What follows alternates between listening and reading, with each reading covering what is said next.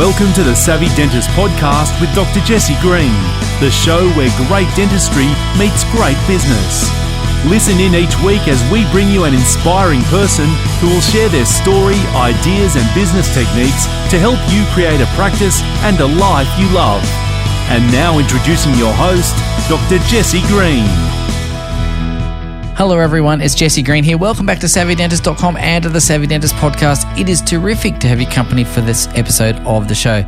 Now recently we passed 450 episodes, which is quite a milestone in podcast land, and I wanted to take a moment to say thank you to each and every listener who's tuned in over the years. I really appreciate the fact that you take your time and listen to the show, and it's our mission to bring you the information and the strategies and the tools to help you grow and scale your practice.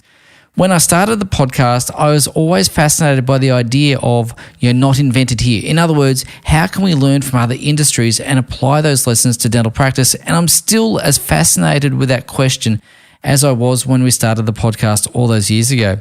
Now, every now and then, it's also really important to think about, well, what can dentistry offer other industries, or what other businesses might be spawned from our knowledge of dental practice? And today I'm joined by Dr. Namita Gupta, who is one of the co-founders of Restocq.com. And many of you will have heard of Restocq. And in this conversation, Namita shares a lot about her background and her story, about how she grew up in a family business and the lessons that she learned from that, and how her parents really guided her in some really important decisions that she's made across her life. And one of the things I really enjoyed about talking to Namita is her deep appreciation and understanding of the problems that dental practices face, and how she's been able to craft a solution in Restocq to solve that problem.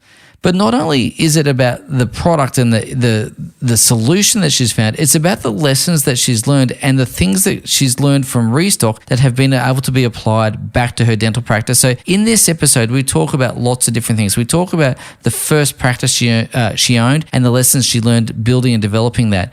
Then she spoke about her second practice and how that was, again, a really different experience because it was, a practice that was an existing practice rather than a startup. And the third practice came with a partner. And so all of those practices have gone very well, but there's been different lessons along the way. And she shares all of those lessons. She talks about the devil being in the detail, about how you go to a new level in your practice. There's always a new devil to conquer. And we spoke about reporting, we spoke about team, we spoke about complexity, we spoke about simplifying all that. But then we also spoke about Restocq, its mission, and again, those lessons that she's learned from the discipline of running an IT business, a tech startup, and applying that back to dental practice. So lots in this episode for you. It's a really interesting story that Namita shares. It's a wide-ranging conversation, lots of pearls of wisdom. Please do have a pen and paper handy because she shares so much valuable information that you're just probably going to have to come back and listen to this 2 or 3 times over because there's so much gold that she shares. So I hope you enjoy this conversation as much as I enjoyed recording it. And without any further ado, here's Dr. Namita Gupta.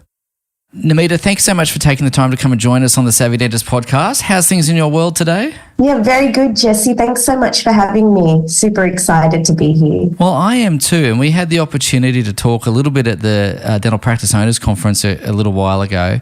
And you were part of a panel discussion that I had the opportunity to facilitate. And I was always fascinated by some of the things that you were sharing and some of the perspectives you had. And I wanted to take an opportunity to invite you onto the podcast so we can dive a little deeper, get into the weeds a bit and talk about the life and times of Namita. And obviously you're very well known as the founder with your husband, Stephan, of Restocq.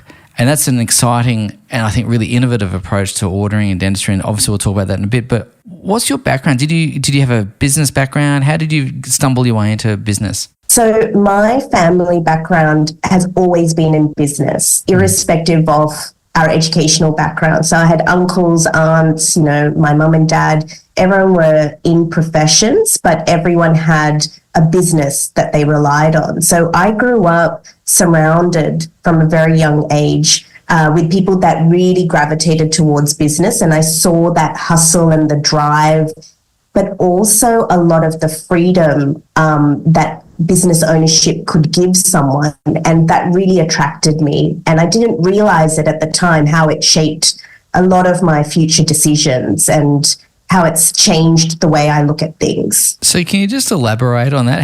How did it shape your decisions? How did it influence you? What did you learn? What did you observe? So my parents were immigrants to Australia in the late 1970s. My dad had, prior to coming to Australia, he'd left India 10 years prior and had gone to Germany. He was a computer engineer by background. And my mum grew up in a very well-known, wealthy Indian family that had a publishing printing business. And my uncles were all PhD holders, etc., but were all in the family business. When Dad came to Australia, he worked for a couple of years as a computer engineer, but realised very quickly on that in Australia at that time, to really make it and to do something of value and have the freedom that he knew he wanted, financial freedom he wanted, he had to get into business. So of all things, he actually bought a news agency in Surrey Hills, Sydney. Oh, wow. And had a news agency for 30 years. And back then it was a really great business, but it was really hard work. So for the first decade of my life, I barely saw my dad. He worked 7 days a week. His start times were 4 a.m. doing paper deliveries, and, you know, he and mum really worked really, really hard. And then the next 10 years, he took Sundays off, so worked 6 days a week. And as a child, I spent a lot of time in the storeroom of that news agency, you know, dusting magazines, you know, vacuuming the floors, working the till when I got a bit older. And I saw my parents and how they worked to make $5 and how hard it was. But then it gave us a lot of freedoms that I also saw a lot of my friends didn't have. Like, for instance, we would go overseas a lot, and mum and dad built a beautiful house in Wahroonga, and I saw how business ownership, the $1 dad made in business ownership was worth maybe $2 made as an employee in a company. And that really stuck with me, you know, and I saw that with my mum's family back in India whenever we would go back on holidays, how my uncles and my cousins all worked really hard, but they were building something collective together that was much bigger than what they could individually do. And it really inspired me. You mentioned that your mum's family had a lot of PhDs in there, and you also mentioned that a lot of your relatives were in the professions and had gone into their own business within the professions. I'm curious about the choice of dentistry because, you know, growing up in the news agency, and man, that's hard work, right? Yeah, really backbreaking work.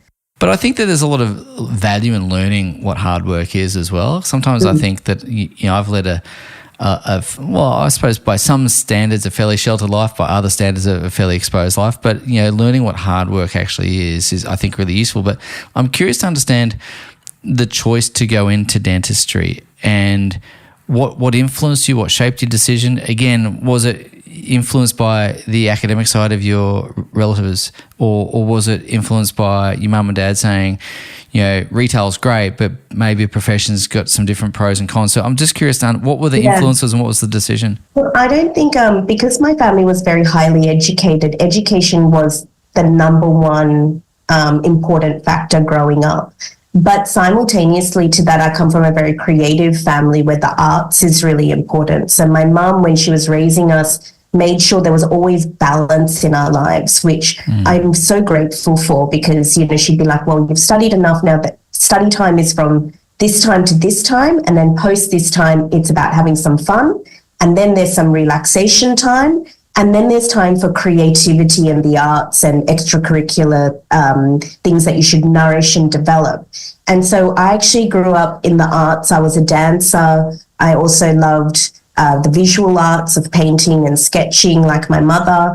And so I was very creative. You know, I was also, you know, doing well at school. When it came to sort of picking a profession, I actually was gravitating towards medicine. And believe it or not, my ethnic parents sat me down and were like, we think that is the wrong decision for you. And I got into medicine in Adelaide University. Yep. I thought I was going to be a obstetrics gynecologist or something like that. I love children. I wanted to do something in women's health. Yep. And my dad, he was just like, that is the wrong decision, because I was also working a lot in charity, in not-for-profits. Yep. I had this creative side of me, and Dad obviously wanted me to go into business. And he was like, look, if you don't have that balance in your profession, you're not going to be happy. Yeah. And medicine's hard work. You know, medicine relies on you being in internship and residency, and then you've got to do your specialization. He was really like dentistry kind of has all those elements of healthcare, of helping people and, of like the medical world. But you graduate after 5 years and your own boss at the end of that, whether you work for someone or not. And therefore it gives you time and freedom to explore not just business ownership, but also other aspects of your life like philanthropy and charity work, which I was really interested in. So great advice from sound people that were my parents, and they really pushed me into dentistry. They really didn't want me to do medicine, and that's how I fell into it. So I deferred medicine for a year just in case. Yep. They'd advised me ill, and I went into dentistry, but I loved it. I just loved the creativity of dentistry. Dentistry kind of sat in my Venn diagram, it was business, healthcare, and creativity and the arts. And so it really fulfilled me. I can't let the conversation pass without remarking that, my wife is a dentist as well, and she has migrant parents, and I can't, I don't want to generalize because I just don't know the situation, but your story there sounds very atypical of migrant parents saying don't do medicine is what I'm trying to say. It is. It's very, most people think I did go into the medical world because of my parents. My parents actually thought I'd go into architecture or interior design, or I was really good in maths, so they thought maybe I'd do actuary or something like that. Yeah. When I came to them and said I want to do something in healthcare, they were a bit surprised, and it wasn't something, they never pushed me into anything. They sort of wanted to see where my brother and I landed in terms of interest. Interest was really important. But then within your interest, how do you marry up all the different facets of life? And that, I'll come back to that concept of balance. They were really big on balance. You have to have a social life. You have to have time for family. You have to have financial freedom. And you've got to enjoy the work you do. So how can you kind of marry all of that up in one profession if possible? I think that's really interesting, and it's funny that you talk about this because what it's reminding me of is we talk about in the work that we do three major currencies that we're trying to extract from our business. Obviously, there's the financial security or financial independence that we're talking about. There's the time freedom to enjoy other aspects of your life and have a well-rounded, well-balanced life.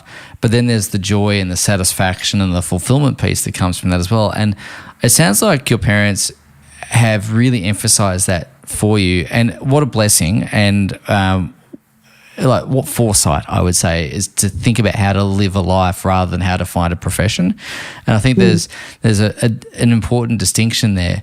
But I wanted to ask you a little bit about, you get into dentistry, obviously you've deferred medicine, clearly you're stuck with dentistry. We know how that story has ended. So you let medicine go, presumably. When you graduated from dentistry, were you always thinking about practice ownership with that background, or with your mum and dad's, interest in business ringing in your ears? Was that kind of always going to be on the trajectory? How quickly did you get into business? What was that like? So I graduated 2004 and I opened my first practice in 2010. And so there was a 6-year gap between that time. Mm-hmm. Knowing, if anyone knows my father, they know as soon as I graduated, for him, it was like a ticket into business. And he was like, well, when are we starting the first practice? And I was like, hang on, hold your horses.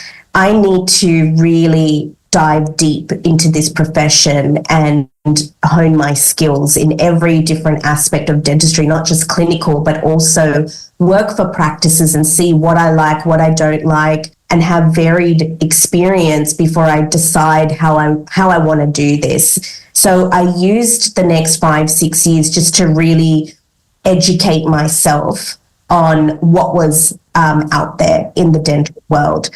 And it just so happened that my mentors at the time, I've had some really wonderful mentors through dentistry, Professor Kleinberg, Dr. Tony Au. I worked for Tony Au as his Saturday nurse for 5 years. He is one of the nicest guys on the planet, just, isn't he? Yes, he and Kami, to date hold a really special place in my heart. And I learned so much from him. He really took me under his wing. And so interestingly, because I was creative and I thought I'd go into more cosmetic dentistry or orthodontics, surgery and things, I wasn't gravitating towards that. But because of Tony and then, Professor Kleinberg, I kind of fell into the Implant Diploma at Sydney University. And I thought, I'm going to take this opportunity, because at that time when I did that, I was the youngest person who'd done the Graduate Diploma, and I was also the only female in that year. And wow. I didn't realize it at the time, but my life was also kind of pushing me towards this female-centric position. And when I realized that, I thought, this is an opportunity. I need to grab this with both hands, even though maybe implant dentistry at the time wasn't something I was considering. So I completed that. I worked for multiple practices as an associate, and I drove up to Maitland. I worked on the Central Coast. I worked within Sydney in higher end practices, so more more inner city practices as well, which were more cosmetic focused. And so I got really varied experience. And then, 2010, I was like, I know what I want to do. I want to have my own business, and I want to focus it and have it be a family-centric business, but bring a lot of the things that Sydney practices were offering, but to the Central Coast, because back then there was a real lack of dentists on the Central Coast. There was a real need. So I recognized, I could start here and I could probably do well, irrespective of how well I run this business. But then if I could run it really well, offer out of hours appointments, etc., and bring that professionalism that I'd learnt working for other really great practices, we could do something with this. And that's what happened. We started Gosford in 2010, and it just went really well. Yeah, that's fantastic.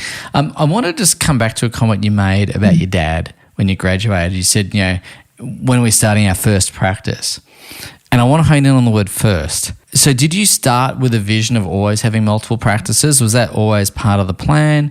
Or were you thinking, I'm going to have one, see how we go, dip my toe in? Because I know you own multiple practices now, but sometimes that's a strategy from the outset, and other times people kind of stumble their way into that through circumstance, or just by thinking, well, this one's going well and maybe try again. So where did the multiple practice strategy start for you? Really interesting. I think it started from a really young age that I didn't realize. But yes, having graduated, I knew I wanted to have multiple practices. And one of the key reasons for that was I'm female, and I knew I wanted to have a family.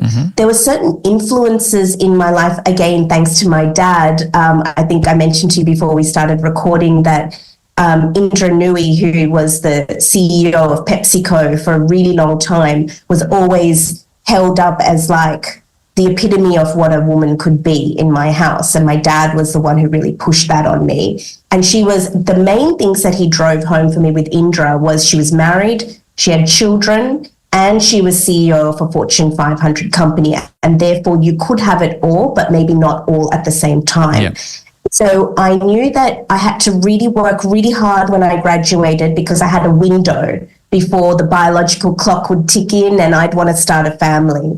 That's why I got all my education done, my experience and learning with other practices and other business owners completed. By the time we started Gosford, I was ready to have multiple practices, because I knew then what would happen is I could step away from clinical practice while I had a family, but still be involved in the business side off-site remotely, and keep my toe in the game and still feel relevant. We've had many female practice owners come through the work that we do, and probably the hardest challenge that we have from a coaching perspective is preparing some female practice owners for maternity.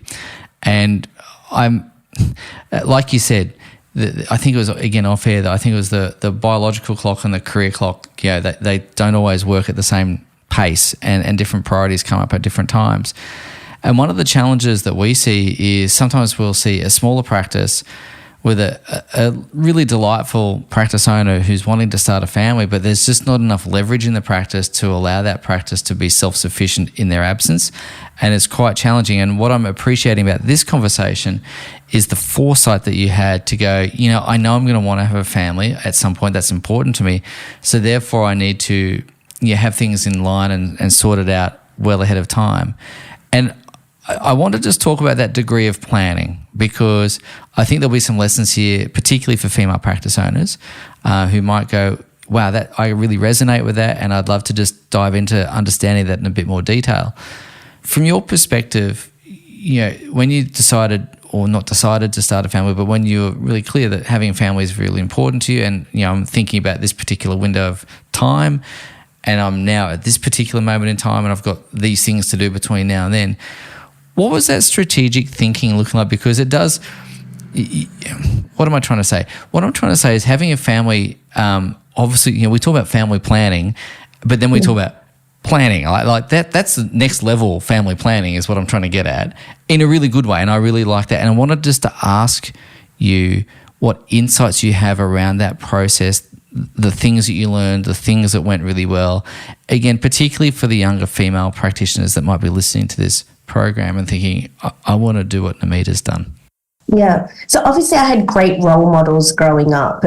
Like, for instance, I idolize Indra Nooyi, as you can tell. And she actually said that. She said the biological clock and the career clock is in total conflict with one another. So when your career is meant to be taking off, that's when your biological clock is ticking away and you're meant to start a family. And so for females, there's this unique challenge that I appreciate the challenge for men also, because, especially in this day and age, men are really leaning into the house and into the home environment and being real partners with their wives or partners in that whole raising the children, starting a family journey.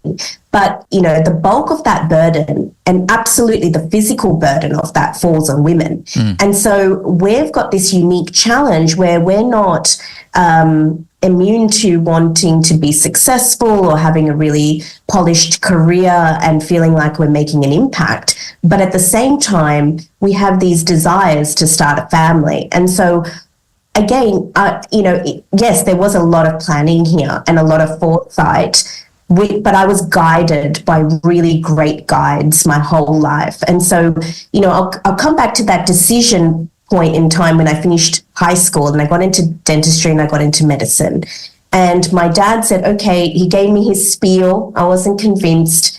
He said, okay, we know a lot of doctors and dentists in our family circle, give them a call. And there was this one woman who I grew up with, Divya, she's now an anaesthetist in Perth, very, very successful. And she was married to a dentist, Sandeep. And I called her and I said, I'd really love some advice. Can you give me some advice? And for the record, there's nothing else that Divya would have done except for medicine. But she spoke to me. She asked some really interesting questions to dive deeper into what was motivating me. Where did I see myself? What did I want from my future?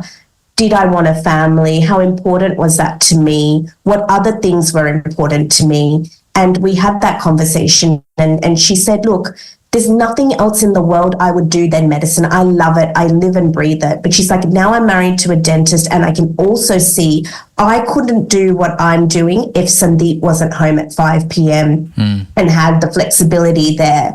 And she's like, you're like Sandeep. You want to have all these other things in your life. Maybe dentistry is the right way to go. So because I was already focused in on what I wanted longer term, which was to have children and to be a mother was important to me. I knew I had only that period of time, maybe 10 years, to get my education sorted, my experience sorted, and to get into business, because business was going to give me freedom. I knew that from a really young age. I'd seen that with my parents. A lot of people get scared with business and they think business means you're now not free. Yes, there's an element to that. You're never turned off from business. You can never really go on a vacation without thinking about your businesses. But in my mind, it gives you complete freedom because it means you don't have to be the doer in your business. For instance, in dentistry, you don't have to be the main dentist in your practice. You can own the business, you can support, you can mentor, and you can take time away and then do those things that are of value to you, like have a family. I really, really love that. And again, I just think there's such wise words. And so for any of the young practitioners, male or female, I think it really is important to know what your outcomes are and to be really clear about what's important to you. And I'm also a big believer of business by design, and what you've done, in the most pure sense is you've designed a life and had a business to support that life. And I really, really appreciate, setting out with the end in mind and creating it. I think it's some wise words. And I think, unfortunately, a lot of us, and I've been guilty of this many times, so I don't want to kind of be that person in the glass house throwing stones. Far from it. I'm as guilty as anyone. There's sometimes maybe I didn't think about some of those things early enough, and you find yourself stuck in a little bit of a position where you go, now I've got to unscramble the egg a little bit and get out of that. And so I think having that forethought, that foresight is really important. What I wanted to ask you, though, is when you started the multiple practices, and again, you've obviously figured out that multiple practices equals greater leverage and so on. What were the challenges that you encountered in the early days of, Gosford's up and running, great, big green tick, we're happy, that's awesome. Now we're going to go into practice numbers, 2, 3, 4. What were the challenges? What were the obstacles? What were the oopsies that you encountered along the way? So with Gosford, I think one challenge we had was we just went in too small. We were safe. We were trying to be safe. We didn't have a lot of money. I didn't have a lot of money. And so I wanted to not be in huge debt. And so we went for a site which was 4 chairs, and we very quickly outgrew that. We just didn't realize the demand that there would be on the Central Coast at that time. So that was number one. The second was not setting up systems and processes right from the beginning. We thought we had time, and that was the one thing we did not have in the end. And so we then spent the next 2 years chasing our tail, just playing catch up, trying to get some semblance of structure in place at Gosford. So it actually meant that Newcastle's practice then started 2 years later. And at that point, we bought a pre-existing practice. Now, pre-existing practice had a whole nother set of challenges. It came with pre-existing staff, their mindset, pre-existing patient base that had been used to a particular way of doing dentistry and experiencing the practice. So there were a whole host of challenges there that were different. So there, the main challenge was around HR and getting the team to be on board with our vision, mission, and values was a challenge. And in the end, over a period of years, we ended up just replacing the entire team, and that was just what had to happen. And we then relocated it to a more modern practice premises as well. And once we did that, that was great.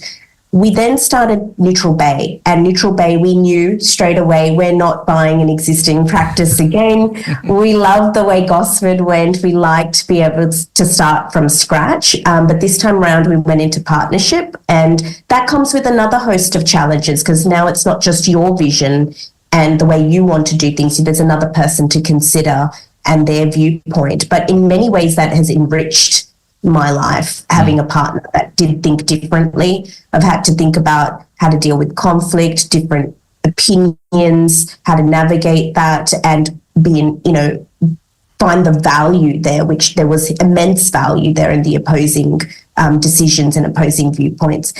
But in terms of actual operations, going from 1 to 2 and then 3, the operations just became that much more complicated.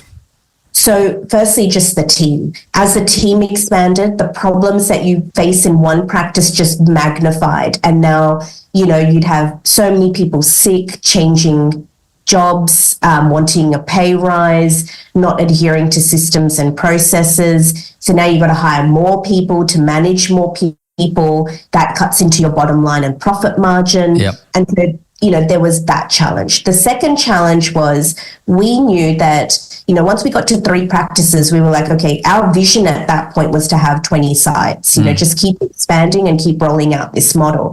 So we stopped at number 3 and we said, okay, now let's look at, we've had now 10 years of experience here. What's worked? What do we like? What doesn't work? And how are we going to create a system or a model that can be just replicated each time we start a new practice? This is our, process for this. These are our digital solutions. This is how we're going to hire and train, etc. So we looked at that, and what we realized, there were gaps in what was available to us as business owners in the market, in terms of systems, processes, and particularly digital solutions that were available to businesses. And having had perspective of what was out there in the world for other businesses, it just seemed like a crying shame that dentists and medicos in general have to operate with really substandard systems and digital processes, if I might say. Yep. So, I feel like dentistry is really cutting edge when it comes to technology, but when it came to systems, business processes, it was still stuck in the dark ages, and we're running, 10, 20 years behind, for instance, the mining industry and the hospitality industry, in terms of the solutions they've got. That means that they're not so key man dependent, and they're not so reliant on their teams, because as we know, since COVID, that's been one of the biggest challenges for dental business ownership. So when we looked into that, we realized, well, creating a system that's just literally a replicate model is actually really hard and requires a lot of work and planning, and that certain systems just were still archaic, and that's how Restocq started. For anyone listening, we talk about scaling up a lot, but the thing that scales fastest is complexity. And complexity, it's like a snowball that kind of gathers snow really quickly. And like you mentioned, with the teams across 3 locations, that becomes unwieldy. So you are relying on great tech. And I want to talk about Restocq because I think that's a perfect jumping off point, but I can't start that conversation without just sharing really quickly. In 2008, I got really interested in digital marketing. It's a bit of a story I won't get into now, but I discovered a program at the time called Infusionsoft, which has now been rebadged to Keep, and many people will be familiar with Infusionsoft. And it's a CRM, and to this day, I'm still waiting for a decent CRM to plug into a PMS where you can track a lead from a website through the delivery of the service and out the other end. And I that's 15, 16 years later, and we are so far behind in that.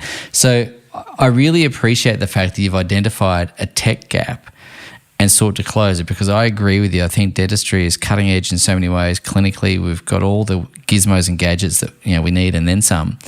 But from a business operations point of view, there is certainly gaps. So I want to talk a little bit about the systems breakdown that led to the creation of Restocq. Obviously, Restocq is around ordering and inventory management and other things of that nature. What were the problems you saw across your practices, and equally, what were your practice owner friends talking about that made you think, actually, Restocq, there is a need for a better solution here? What were the problems that people were talking about? So I think we have multiple competing interests as dental business owners, particularly groups that are looking to scale. And a lot of those are really important to focus on. Like you mentioned, marketing. How do we bring leads in? Then how do we nurture them and execute on really great treatment, get that review and finish off the cycle? These are things that we should be focused on as business owners. But what I was finding was, not just in our businesses, but even our friends' businesses, they were so focused on back-end processes, menial tasks in the practice. Their staff were focused on it as well, that really were not patient-centric or front office focused, that drives the actual revenue in the business and drives the patient experience and outcomes in the business. And I was like, there has to be a way to reduce the manual labor that goes into admin tasks in a dental businesses. So that's things like, when it came to procurement in particular, that was the area we saw, just to rewind a little bit, if we look at KPIs, stock spend is the second largest variable expense in a dental practice after staff. And we are spending copious amounts of hours on staff wages, on managing procurement, and may I say pretty poorly. Most businesses we interview, when we ask them, do you know how much you're spending as a KPI value in your business on stock? They can't tell us an exact number. Or if they can, we're not confident that they're actually tracking it in a meaningful way proactively. So, it's a huge expense in the business. And if we're looking to scale, wages are going up, inflation's hitting, rent's going up, everything's costing more. And we're not focused on the second largest variable expense in the business that we can have an impact on. If you're going from 9% of total production being spent on stock down to 5%, that's a huge saving to your bottom line. And that means that then you've got a staff member that's been freed up in the week to be able to focus on training new staff, give your patients that customer-centric experience, look at marketing, internal marketing and external marketing activities in the business. Or you could set up another revenue-generating stream, like another chair, another unit in the business. Like, that's how much you can save. Huge. If you can get that saving.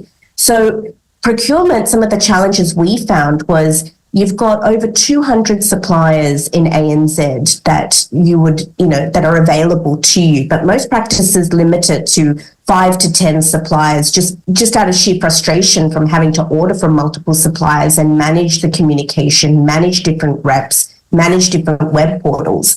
Then how we engage with those suppliers, there's so many forms of communication. And so we were having a lot of mismanagement where maybe a PM had sent an email to a supplier about a particular deal, but the person who was doing the invoice reconciliation was different and didn't have visibility on what had been discussed and agreed on. And maybe only 6 months down the track, we realized there was a discrepancy in invoices resulting in thousands of dollars of overspend. And then you're spending another 6 months trying to rectify and recoup funds. And many times you just let it go because it wasn't worth the drama and wasn't worth the time that was needing to be spent. The other problem we had the most expensive people in the business working on the least productive areas of the business. So myself and my practice manager were the ones chasing up invoices, reconciling invoices, making payments, which is all manual.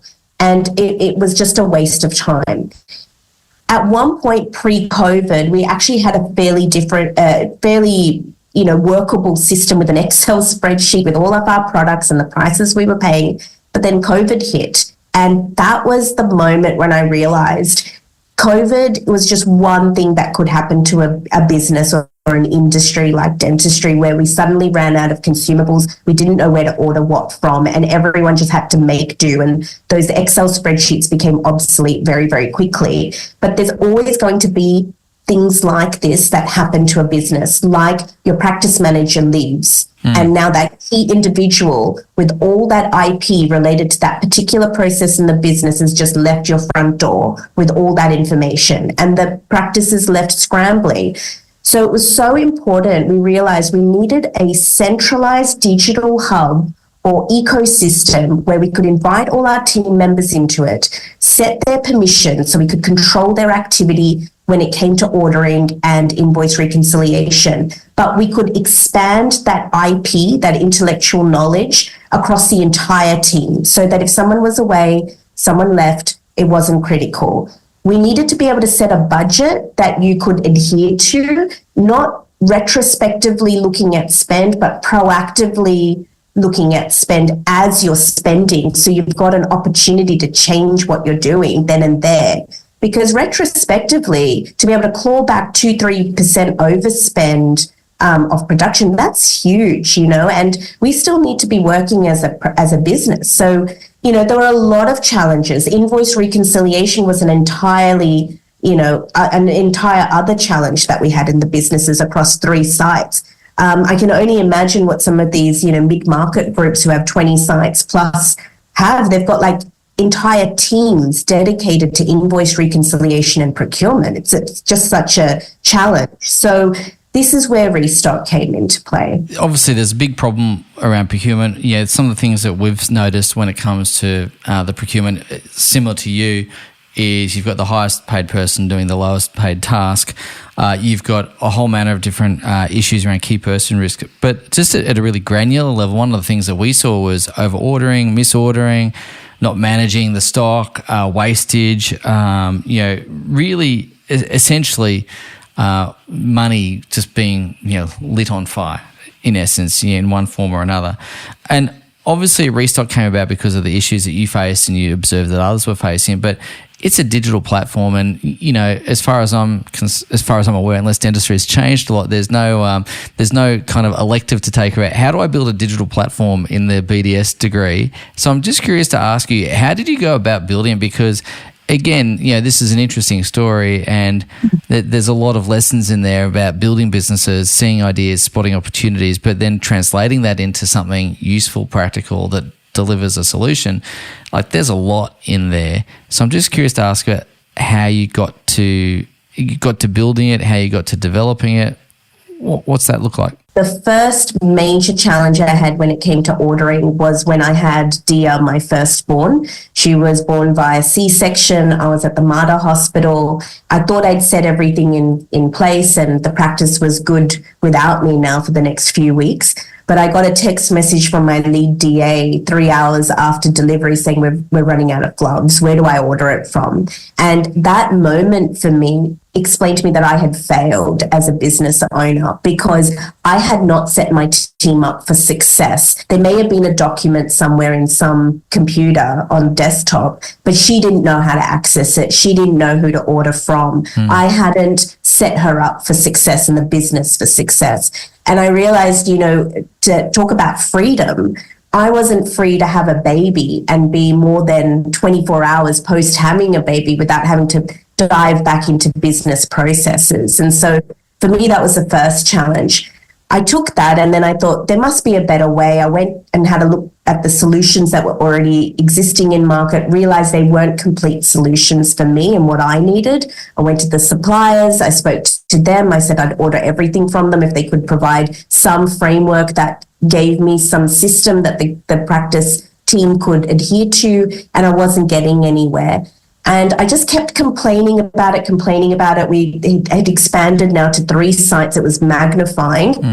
And Stephan just one day turned around, my husband, and he turned around, he just said, that's it, we're doing it. We're gonna develop a platform to fix this. And I was just shell-shocked because, as you said, if something doesn't work for me in tech, I turn it off and then I turn it back on again after waiting 5 seconds. So, for me to be a founder of a tech business it was hilarious to me at that time. I just thought, how do you do it? Where do you start? And, we know nothing about this startup world. We know nothing about this technology world, but we knew the problem really well. And we were the customer, and our friends were the customers. And so that part we got. We knew what it had to do. We just didn't know how to get from A to B.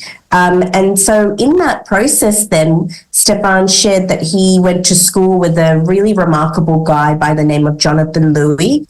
Jonathan was one of the 2 founders of another startup called Airtasker, which you might have heard about. Yep, I've used that service. Well. Yes, it's done very well. And it was just one day, like I was sitting there and I said to Stephan, this platform, it needs to feel easy. It needs to speak to the staff that are on the ground level in the business that do all the ordering or would need to use a platform like this.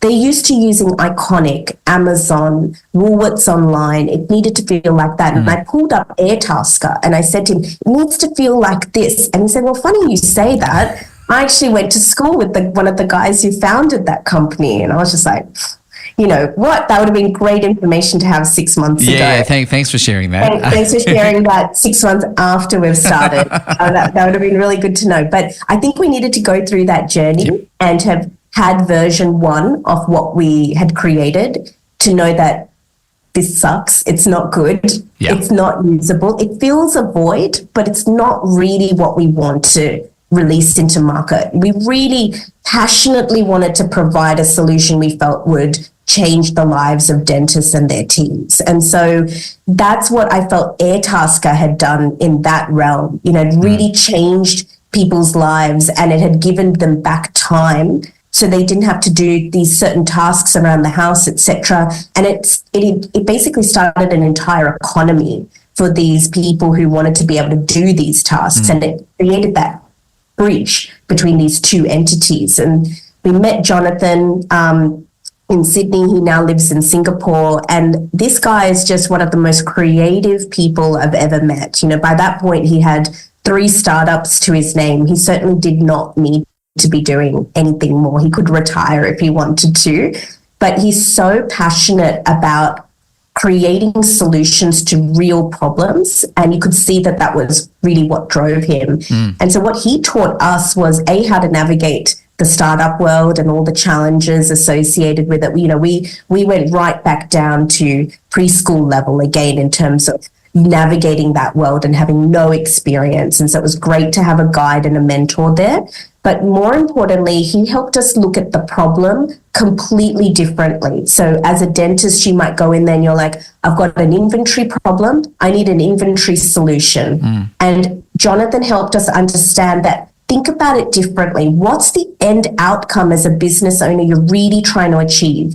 You're trying to save your staff time, reduce headaches, and save money. That's really what you're trying to do. So it was like, well, look at that. Keep that as your core focus rather than directing what the solution needs to be. And the solution will come to you. And that's how it developed. Namita, clearly the whole origin of Restocq is about, you know, solving a really meaningful problem that practice owners have on a day-to-day basis. And I'm curious to ask then, what's the vision for the business? Where do you see it going to the future?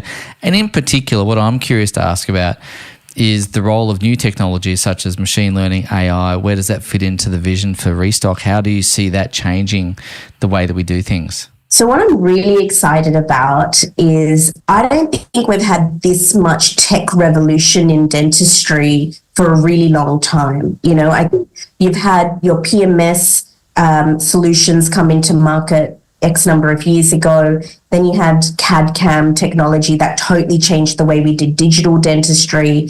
But in terms of business, there hasn't been as much activity as there was when we launched 2 years ago. And that ADX, that was really a powerful statement to the industry where I think we were saying we really desire and need better solutions. And so I think we're in a really interesting space. I think and see there's going to be a lot of development over the next 5 years, and the way we operate as business owners is really going to remarkably change over the next 5 years. You brought up this CRM solution, for instance, and marketing. We're already seeing those integrations coming into play with practice management softwares. There's already talk around this. A lot of the groups that are doing really well, that what we're seeing are the ones that are embracing technology that is available and just flying with it. And they're getting that edge over other businesses that are still stuck in their old ways. And so I think there's going to be a huge shift. Namita, I think what I feel like is that dentistry is finally being brought into the 21st century. Yes. I think dentistry is on a massive catch-up curve. And solutions such as Restocq and other things that I'm aware that are being developed by other people as well, I think going to be a really important part of that catch-up curve. Like you said before, we're 15 or 20 years behind the mining industry and other things of that nature. But for me, like looking at the CRM, as I said, 2008, it's like, come on, man, let's get this going. And it's great to see. We're in 2024 now, so yeah. Yeah, so it's a while. So it's really good to see. And I think you're right, though. I think the practice owners that embrace technology are going to be the ones that have a competitive edge. And I think the ones that you kind of understand that the business world is always changing. Technology has to play more of a role for the business management side of the practice, not just the clinical side. As you point out, people are expensive. People are, in the nicest way, somewhat unreliable just because of the human condition. They're not always replicable. They're not replaceable. They're not, plug one in, plug one out kind of thing. And so I think having technology to automate and systemize a lot of things is going to be really important. So let's talk a little bit about AI and its role in procurement, because I can see there's going to be a massive role in there for you. How do you see that shaping procurement, predictive ordering, maintaining appropriate levels of stock, all those sorts of things? What's that look like from what you're seeing? When we looked at stock take, so if we think about procurement, there's multiple parts of that journey. So there's stock take, inventory management, then there's the ordering section of the journey, and then there's the invoice reconciliation and payments part of the piece. When we looked at inventory management and some of the solutions that are available, they're good, but they still rely a lot on human behavior and compliance. And this is where most systems fall down, as you know. Yep. Have a new team member comes in, they haven't been adequately trained, or they don't understand the consequence of what they're doing. They forget to scan something in, scan something out, or however you've got your system set up, and suddenly that system breaks down. So we knew in our businesses, nothing's going to replace manual stock take or inventory management. At the end of the day, if you want to ensure that you've got all the consumables you need to operate, you need to do some level of stock take. But what we did recognize was you could reduce the amount of time you spent doing that, and you could increase the visibility to the team as to what you needed to have. And this is where we're really excited. So we've got certain systems already in play in the platform that drive a lot of efficiencies when it comes to inventory management, give a lot of visibility to the team as to what should be on the shelves at any given time. But where we're headed is more that predictive ordering piece, like what she said. So, for instance, I don't know if you do any Woolworths online shopping. I do, because I'm a mum and I run so many businesses and I need to find efficiencies. So this is how I survive, is using what's available. I do a lot of Woolworths online shopping, and I can set up my list, but it prompts me. It'll tell me what's on special. It'll ask me, have I forgotten commonly ordered grocery items that I would normally order, etc. This is where we see AI, predictive ordering, and also PMS integration. So you can see, what your books look like in the coming weeks, what sort of procedures you have, or what sort of procedures you've done. Marry up business intelligence, data points there with what you've spent in terms of consumables, and start to give you an understanding of volume of ordering and set in place predictive ordering or standing orders. So that works really well for suppliers, because now they know how much stock they need to have on their shelves. We all have issues with our suppliers of having back-ordered items. That's not their fault. If you understand what's happening on the supplier side, they've got many challenges also, and they don't very often know when they're going to have these big bursts of activity in terms of consumption and ordering. So if we can set in place predictive ordering, we're more likely to get the stock that we need.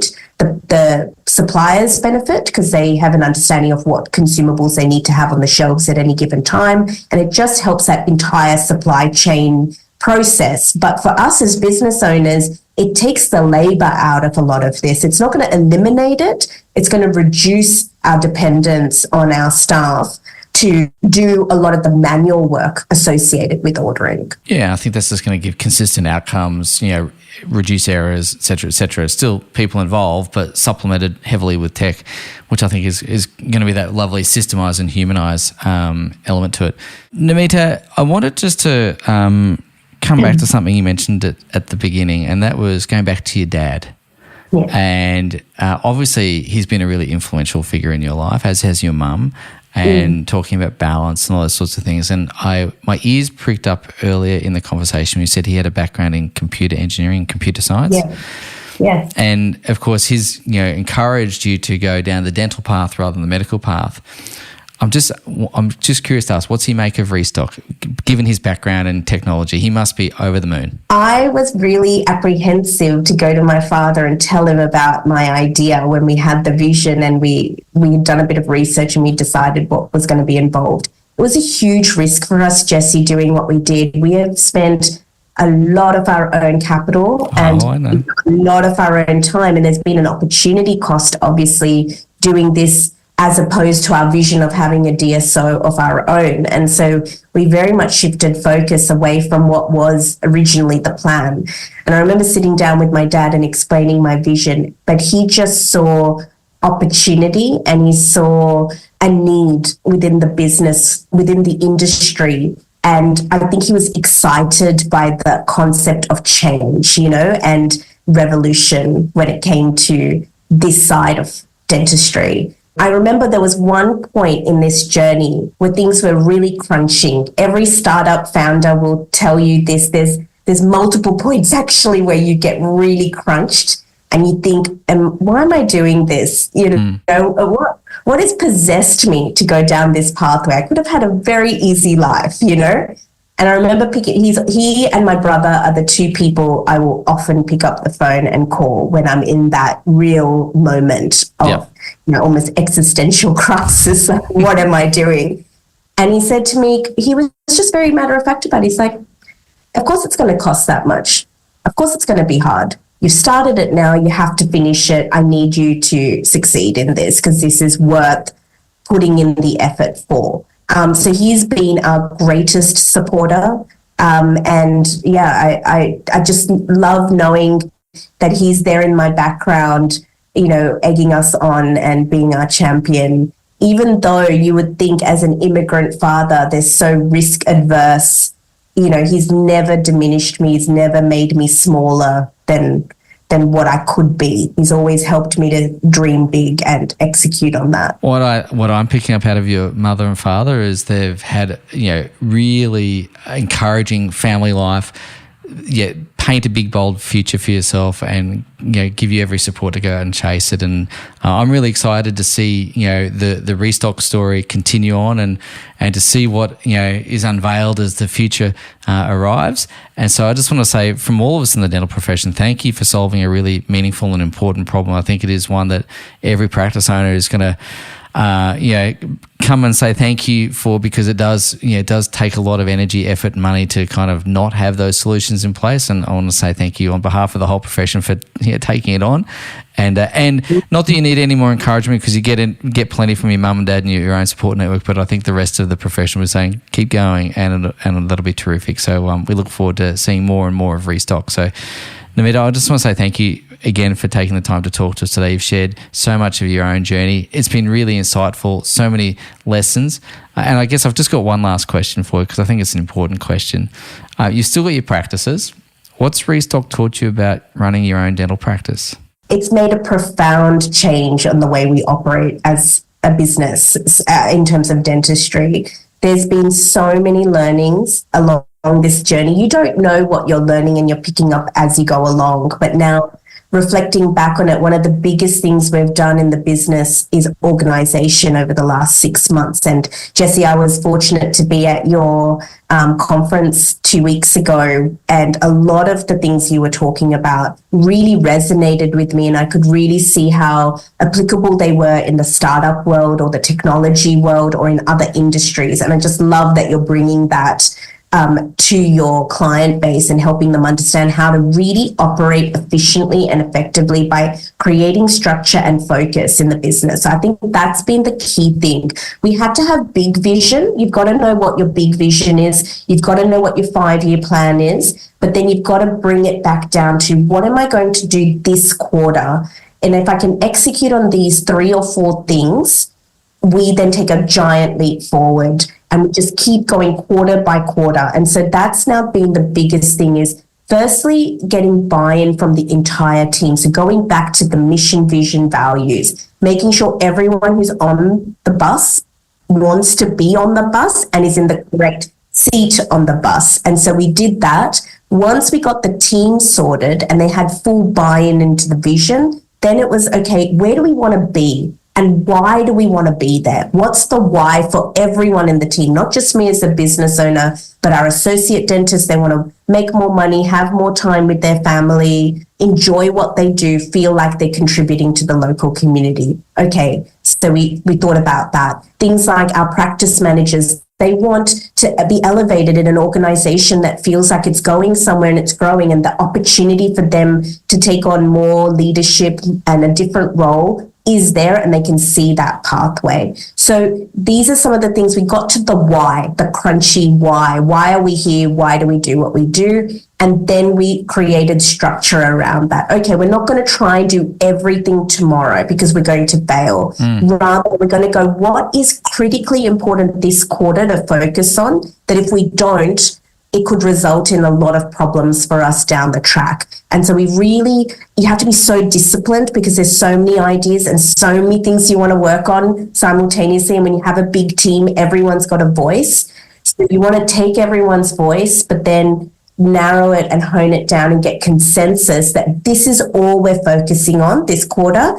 And now, how are we going to actually execute on that? And who's accountable for that? Yeah. So creating structure in place and putting that in documents that you refer to weekly with your team, where you pull it up in meetings and you have a real structure to your meetings and you go, okay, well, how are you going with what you're responsible for this week? What challenges are you facing? Who on the team can help support you? So ultimately, individuals are responsible, but we're all a collective unit and we're here to achieve the same outcome. So who do you need to support and get involved? And that way, measuring, if you don't measure, it doesn't exist kind of concept, and really tracking, reviewing, and then finishing the quarter with an objective for the next quarter. I think getting that structure in place has been the biggest thing. Love it. Yeah, we love that rhythm, and it makes a huge difference. And I love the disciplined pursuit of less. We have a saying, when it comes to taking on projects for the quarter, always one, sometimes two, rarely three. And it's just about trying to juggle all that. Because I think you're absolutely right. If you try and take on too much, it's just, you end up with a whole bunch of incomplete things and frustration. So I love the fact that you're rolling through that too. There's one thing that I've really grasped over the last 12 months, apart from structure. It's a concept of fun. I think that was the one thing my parents always kept telling me to have more of, and I just didn't really, truly lean into that. And now I've really lent into it. I'm like, let's have fun. Let's have fun not just with family or with friends or in downtime. Let's have fun in business and work as well. How can we show up today and enjoy what we do? And I think the biggest thing is, like you said, do less. Focus on less, but do it really well. Means you're not overwhelmed, you're not stretched. As a team, you're not, getting angry at each other and blaming one another. Rather, you're celebrating your wins and you feel like you're achieving something. And then it just makes it all really easy and fun. Yeah, 100%. That's my word of 2024 is fun. Okay, all right, fun. Well, it's been fun talking to you, Namita. I enjoy this. This is my bit of fun. One of the things I'm very grateful for in my life is I get to have interesting conversations with interesting people, and this conversation has ticked lots of fun boxes for me. So thank you so much for being here today to share your insights, your wisdom, your experience. And as I said a moment ago, I think all of us are cheering on Restocq because there's a real need for the solution. And thank you for what you do. For those people that want to get on board with Restocq, I guess I'd like to just be able to point them to the website. Is that where we should direct people to, restocq.com? So you can go to our website. It's www.restocq.com, and you can register for a free trial, and someone from our team will reach out and just help you navigate the platform. Namita, once again, thank you so much. You've been a wonderful guest today. Let us know what the next phase of Restocq is going to be, and I can't wait to get you back for another chat about the ongoing story, because I think the story is very riveting so far, and I can't wait for the next chapter. Thanks so much, Jesse. Thanks for having me. Thank you for listening to the Savvy Dentist podcast. For more episodes, go to drjessiegreen.com/savvydentist. And to discover how to build a high-performance dental practice, visit drjessiegreen.com and download the free report.